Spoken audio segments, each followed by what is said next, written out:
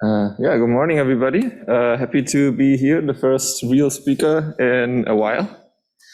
That's a great honor. I am going to present binary-only scalable fuzzing of device drivers, a work I've done together with my colleague Fabian Töpfer at TU Berlin. It's about fuzzing and what is fuzzing. It's in a very short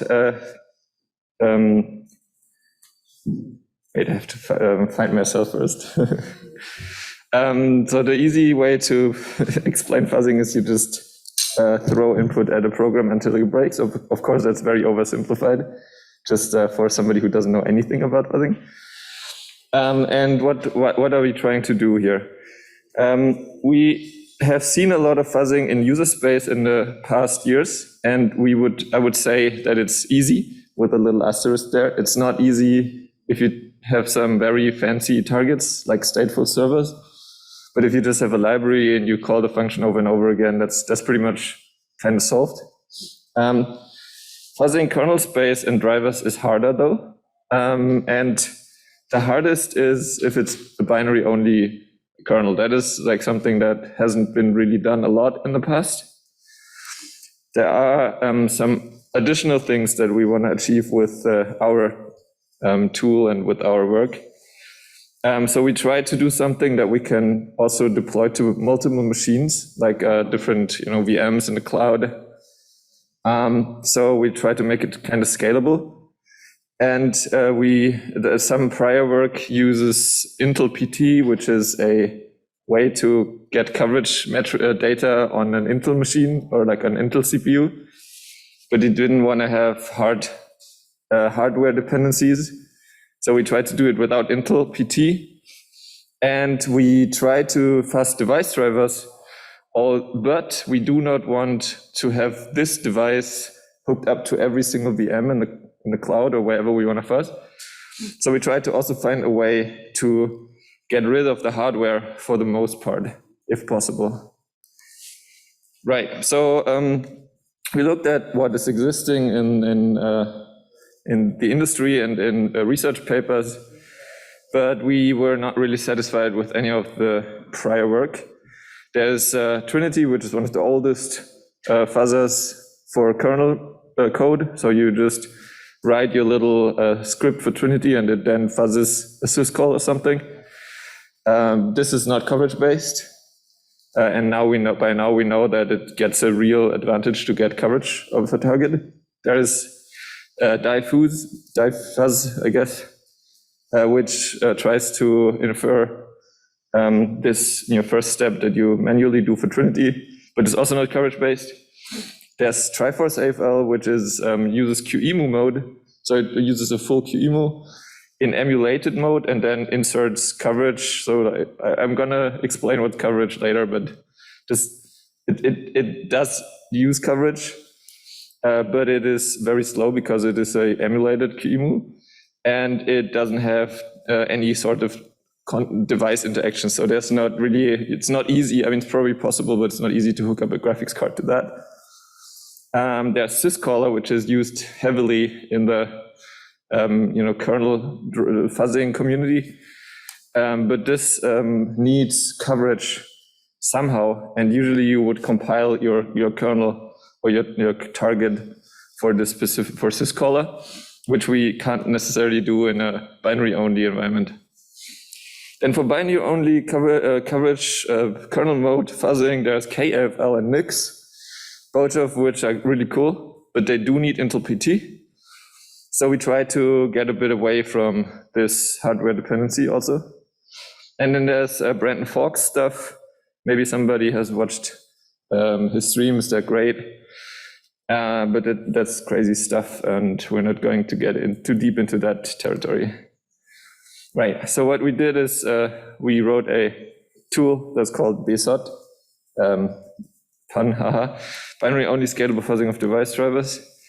And as a target for this, for our evaluation, we picked Nvidia graphics cards drivers, and then in an extent also Nouveau drivers, which are the open source re-implementations or open source implementations for the Nvidia cards. And why did we do that? Well, it's because it's very hard and nobody else probably has done it, and that's why we do research.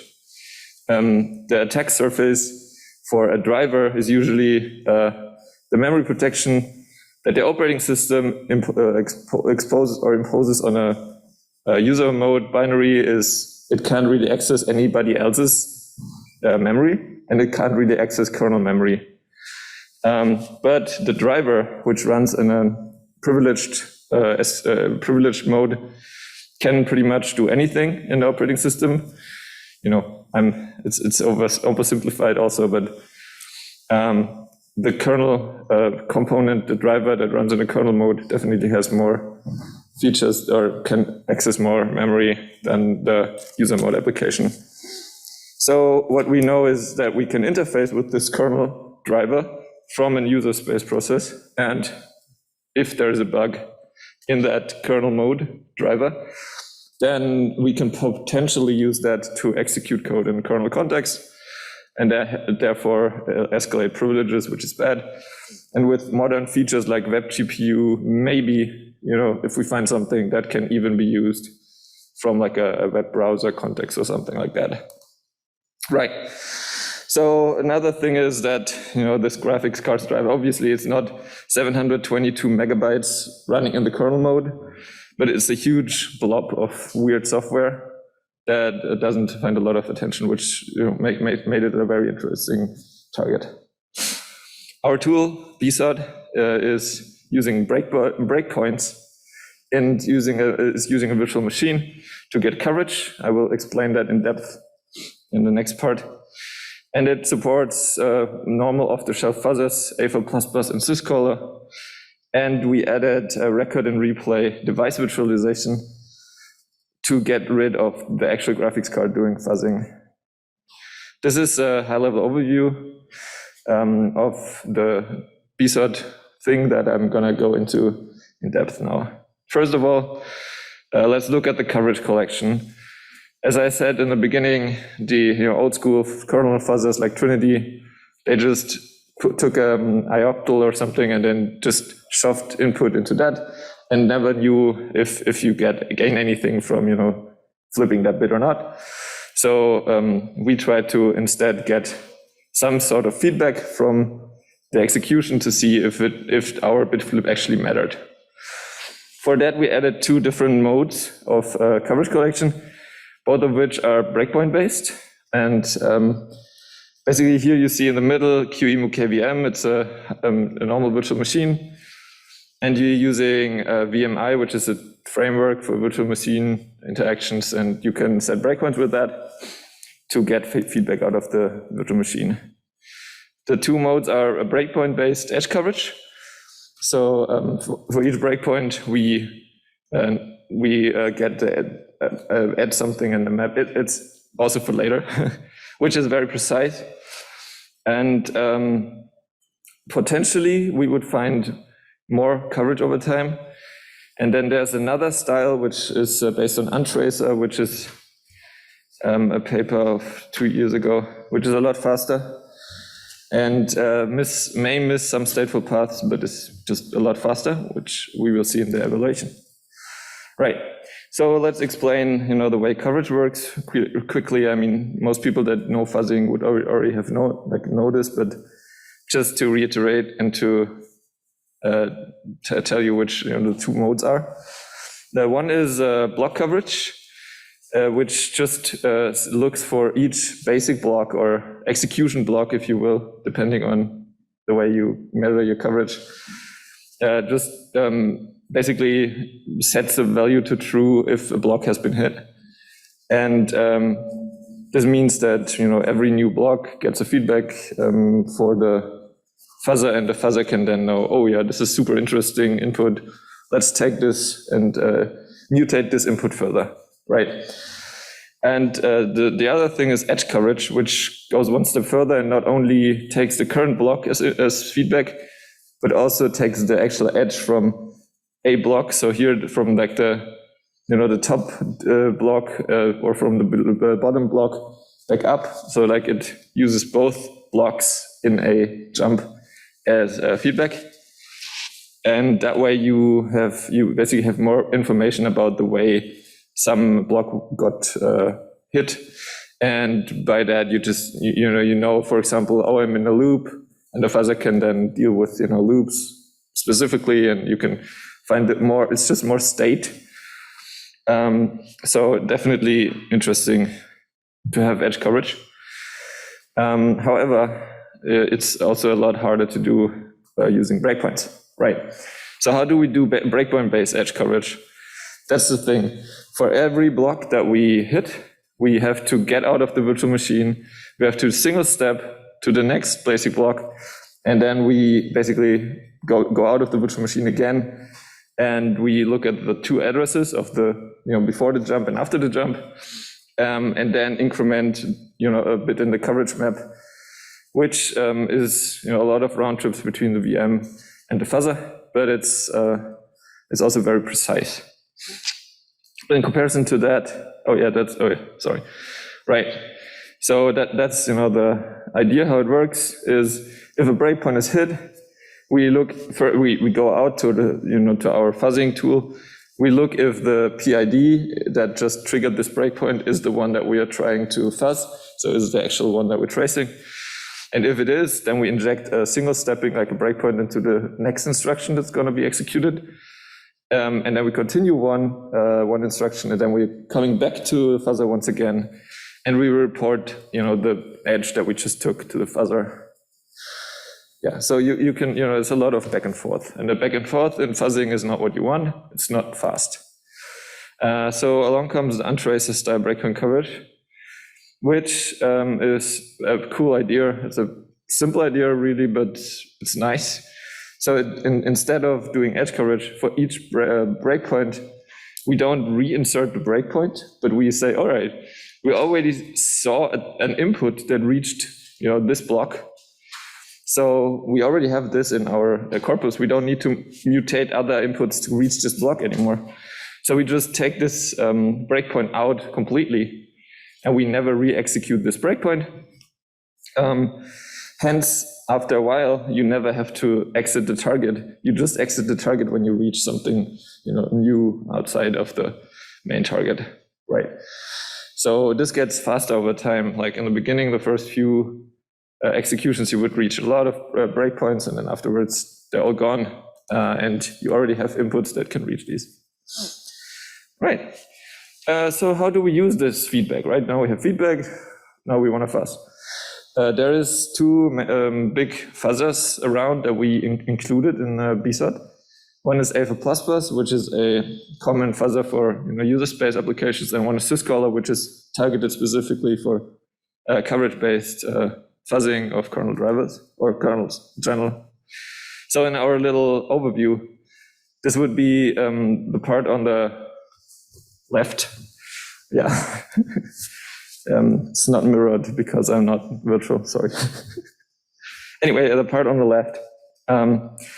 So we can swap in either AFL++ or Syzkaller to generate new inputs, and they would then be delivered into the VM, and the VM would then actually execute the kernel and hopefully find a bug eventually. The Nvidia driver, just a little detour, is super complex, is huge, and like the left part, both left parts are binary only, so we don't have the source for this. And they do expose a lot of IOCTL or dev devices in dev that we can potentially fuzz. We use the very left Nvidia.ko in Linux and on FreeBSD. And on Windows, there's a sys file that is very similar. If you look at it, you never decompile, but if you would potentially reverse engineer it, it would look very similar to what you find here. So we used AFL first for input generation. AFL++ is a well-known fork of AFL. AFL in general is very good at binary inputs. They have like map, and it just mutates things according to coverage, and it works pretty well. And a lot of research in the fuzzing community is centered around AFL. So you find a lot of pretty cool advancements, better scheduling, better mutations, and all these things. So it's pretty good to have a support for AFL in there. However, if you need structured input, or if you need to be able to execute like an ioctl specifically that needs like a pointer on the second place or something like that, that needs manual work. You need to write a harness that kind of maps the flat serialized input from AFL into whatever you want. And the harness runs in the target VM, then does the hypercall or a hypercall when it is ready to get the test case from AFL, and then just executes inside the VM, it executes the kernel with the ioctl. This is how a harness will look like. So you see, here, you have first a hypercall that goes to our BSOD and tells BSOD, yo, at this place, there's so this is the buffer place. Please place your input here. This is where you would write me the length, please. And then we continue and we go to request a new test case from the BSOD. And then at this place, it would just, BSOD goes ahead, calls AFL, AFL places the input into the buffer and writes the length into the length field, and we can just call the target function with that buffer. So the AFL, as I already said, is pretty flexible. You can build up on all the existing fuzzing research, which is pretty nice, but it's a lot of manual work to map to a syscall. So we looked into, how do other people use syscalling or fuzz syscalling things, and there's a tool literally called Syzkaller. So we looked into Syzkaller. It's very popular and it produces more valid test cases out of the box. You write like a description and then it just works, and it fuzzes, like if somebody has seen Syzkaller before, it fuzzes on a large scale with Google and finds a lot of bugs. And for this, we do exactly the same thing as we did with AFL, but we needed to add another tool because Syzkaller itself doesn't really work with breakpoint-based coverage.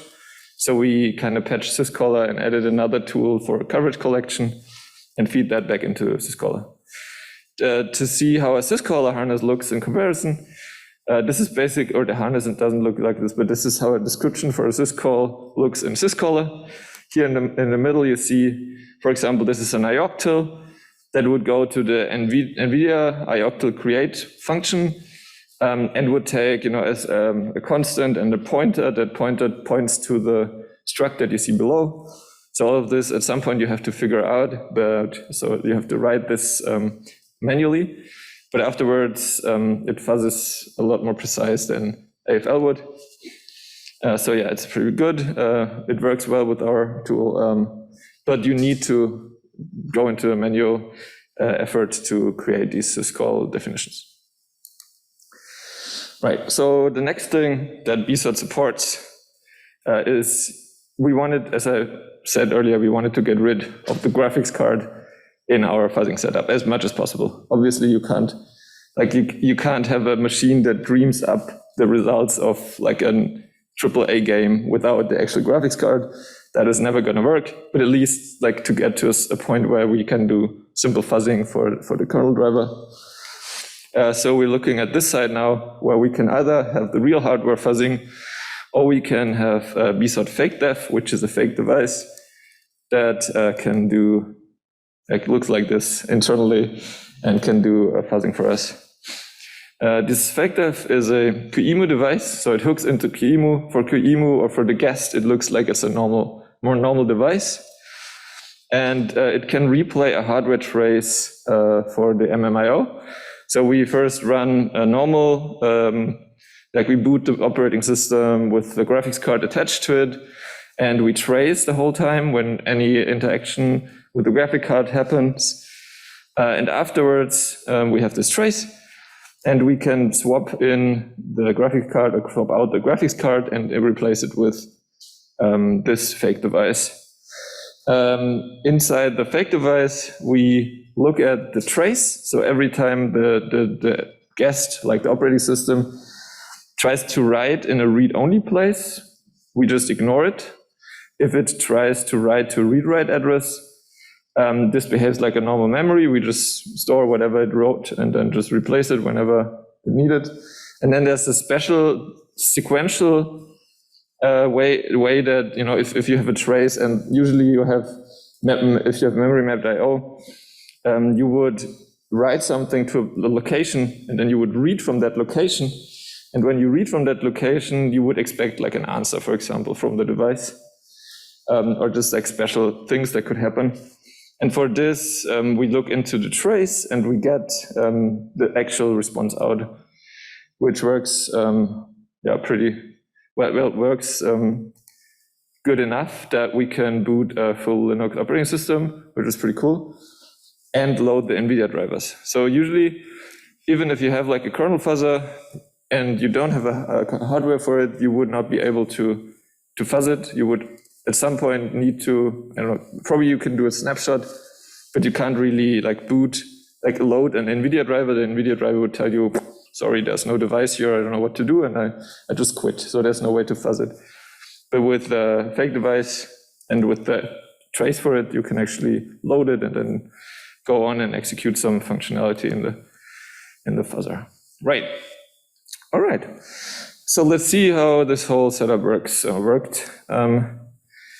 So first of all, let me show you this like very lengthy experiment where we just ran AFL for 15 days. And you see here that over time, so this was on Windows, and you see that even after thousands of seconds, sorry for not having the actual number, but just you see that up until the very end of the 15 days, it still found some new paths, which means that definitely is not stuck anywhere. It's just still trying to figure out new inputs, which is cool. And so we have some questions that we want to answer. The first thing is this fake device that I just explained. Well, does it alter the behavior? So how does it, if I use this, obviously it's never going to be exact. Like you would never, be able to render some 3D games with it, because that's just not how it works. But as long as it stays kind of in the like how is a ballpark number in comparison? And you see here, the lines look very similar, so it seems to be very similar. There are some edges that are exclusively covered in one or the other, but in comparison, it's like only like 10% roundabout that differ, and the most of the part of the kernel driver is just executed the same. It doesn't really know that it's not talking to a real device here, at least for our harness. Probably depends also on the harness. There could be a lot of future research going into just how much you need to emulate and so on and so forth. But we were pretty satisfied with the already pretty good numbers, and we were able to fuzz a lot with that. The next question that we asked ourselves is, this breakpoint-based coverage, how does this compare to other coverage, and how does how fast is it, and how fast is it? And I told you in the beginning, and you had to believe me, that edge coverage is slow because you have to go back and forth into the VM and back. Do I have actual numbers for that? For that, we run the Nvidia fuzzing and just look at the raw execution numbers. And here you see that indeed the executions per second on the breakpoint block coverage, which is the one that just takes away each hit breakpoint when it got hit, is a lot faster than the edge coverage, which keeps them in place and has to go back and forth. And then this is obvious, but then the next thing is, how good is a block versus edge coverage? So you have a lot faster execution, but you have less information about the target. So could it be that executing the target slower but more thoroughly actually yields better results? So we looked at the actual useful test cases generated in the end and how much coverage in the target they would reach. And actually, in comparison to before, it looks a lot more it's not as clear cut anymore, but still the basic block only coverage still outperformed just because of raw execution speed. Here you see numbers for it. So during the time that we measured, while the basic block edge coverage only executed 7.5 million times, the basic block coverage, like this untracer that takes away the breakpoints, executed 130 million times. So it's just, a lot more times per second, like 200 versus 4K, or almost 5. And this just means that there's a lot more time to find things. So this was a very interesting find. Like, it's kind of obvious that more speed yields better fuzzing, but there's probably a trade-off at which point more speed is not necessarily better. Then the next question we wanted to ask is, how does it compare to old school, like actual instrumentation, like KCOV, which is the way to build coverage in the Linux kernel. So you build your kernel with KCOV enabled, and then during build, you would have, for every branch or every edge, you would have instrumentation inside the target. So it's compiled in, you don't need breakpoints at all or any fancy binary instrumentation, it just works. The problem here is that obviously the Nvidia, that's why we even do the whole thing, is because the Nvidia driver is not source. So we can't just compile it. That's why we took the whole testing over to Nouveau, which is the open source reimplementation or implementation of a driver for also the Nvidia graphics card. And we used Syzkaller on the Nouveau driver with the same or similar definition to what we did on Nvidia. And yeah, it looks, obviously, source instrumentation is a lot faster still. But it's not, even the basic block one is not too bad. So the thing here is that KCOV is edge coverage. So the best comparison would be the yellow line to the red line, and then it looks rather grim for binary only instrumentation. So if you can, always go for source. Here's the raw execution speed. You see this weird drops in speed. This is actually where the Syzkaller found crashes, and then the VM has to reboot, and that takes time. So the more crashes you have, the less useful it is to use some proper instrumentation, because the execution speed will always be low by just the amount of the time you need to reboot. And these are the numbers for it. So you see here that the executions per minute, programs per minute, so Syzkaller is pretty slow because it does more than one syscall. Here breakpoint edge base is like 30 and KCOV is 1,000. So obviously orders of magnitude that helps. And yeah, interestingly here, we found more coverage with the breakpoint-based edge coverage than with the block coverage, even though it's a lot slower. That was interesting. Could also yield more interesting questions in the future. Right, we found crashes, which is always good for fuzzing. We fuzzed on all operating systems that we had available, Windows, Linux, and FreeBSD. We did not fuzz with Syzkaller on Windows because the syscalls on Windows are crazy and would take a lot of time to reverse engineer. Like, it's just a lot different from the ones on Linux. Whereas on FreeBSD it was pretty straightforward. It's basically the same driver as on Linux. They got acknowledged by Nvidia also, so we did improve the security of the world a bit, which is nice. And yeah, that takes me already to my conclusion. Good thing I was away for a bit. We did a low overhead breakpoint-based tracer that supports AFL++, a Syzkaller, and you can replace the actual graphics card with a fake graphic card. With that, you can scale to more machines that you have. You don't need a physical graphics card for every machine you can scale to. And we managed to find bugs in very complex drivers. And the whole thing is open source as of yesterday at this link, if somebody wants to type it up. And then, that's my talk. Thank you for your time and interest.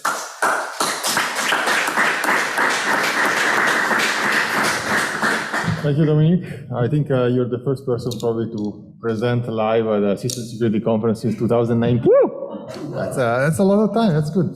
Okay, so let's start the questions. We start with people in the room, and then we ask the people that are online actually to ask questions.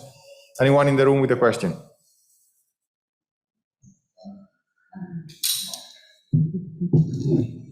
I can. Oh, Mark can do one, of course.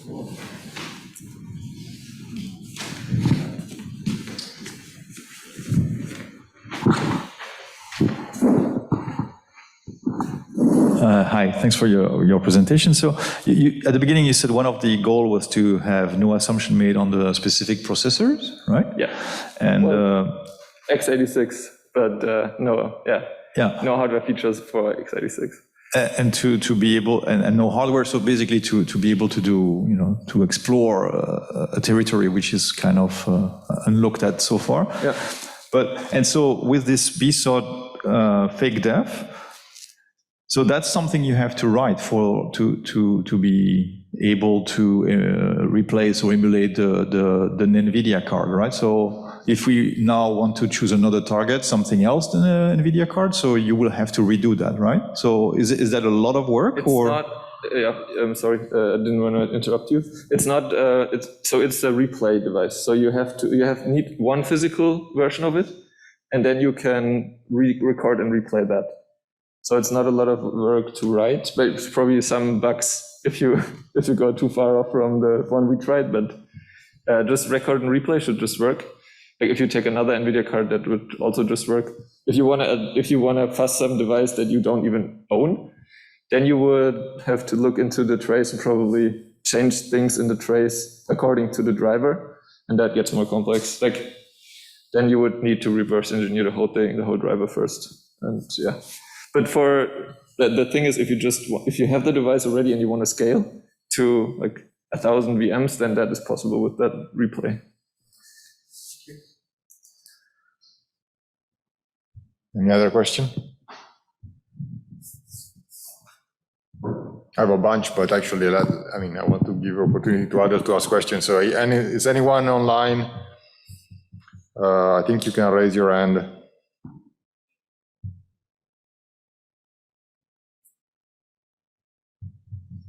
No? Well, I guess I would want actually. So, can you go back to the graph about the coverage at the end? No, you cannot. Maybe. If not, I can just try to ask the question without the slides. It's not the one probably before that. Oh yeah, but I don't see it. Yeah, okay. Okay, now it's back. Now the one in which you show the speed of the block and edge over time. I think it was one before or one after. This one? Yes, something like this. So the block one. Yes. So if I'm interpreting correctly the graph, right? So we were expecting that it should start slow because you should have a lot of breakpoints at it at the beginning. Yeah. And then slowly over time, you should actually pick up speed because then you have less and less breakpoint that triggers. But it seems here that is a perfect very linear line. Yeah, right? I agree. How is that possible? Or what's your interpretation of it? I agree. That's weird. I don't know. No, it's possible that, this slow part is really close to the little, the first maybe minute or two or something like this. So we don't actually see that in the graph. But I would have expected really a curve that, yeah, that's true. Drastically over time. And instead it seems to be mostly linear. Interesting. Yep, I agree. I have to think about that more. Okay.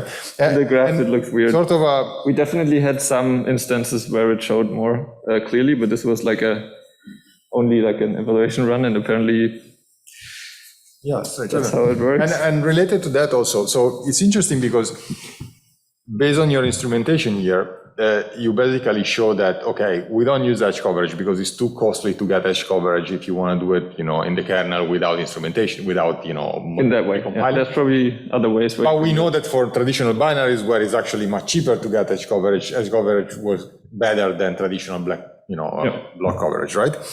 So in this case, it's the other way around because you gain so much speed by doing the other way that, you outperform basically exactly. extra information that you get through edge coverage. So it's interesting to understand this is not only related to, device driver fuzzing, right? So I guess this result could, you can transpose them to traditional fuzzing as well. And probably there is a point in which what you lose in speed is not worth anymore, and the gain that you get with that coverage is not, worth anymore, basically. So I wanted to know more or less your opinion here. So first of all, is there something specific here to device driver?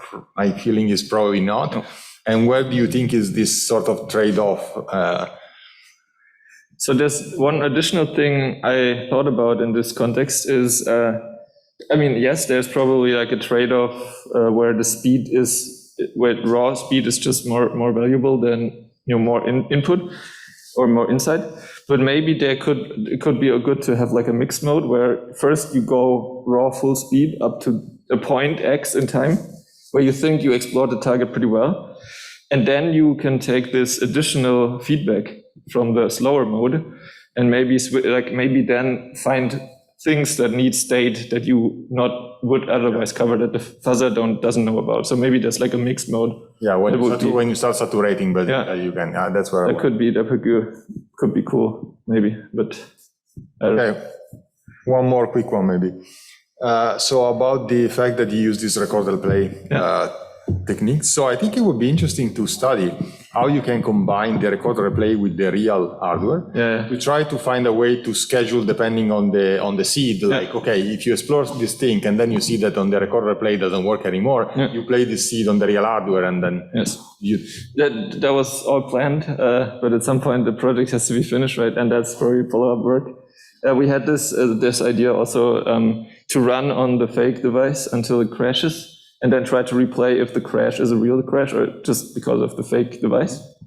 And then, get the new seed and then have the trace according to the input and cluster it. So this is probably a whole new research question, how to do it right and how to schedule this and how to, so there's definitely some follow-up work there hidden somewhere. Interesting stuff. Okay, cool. So let's move on to the next presentation. So the next talk will be recorded talk, and so the title is Efficient Hybrid Fuzzing.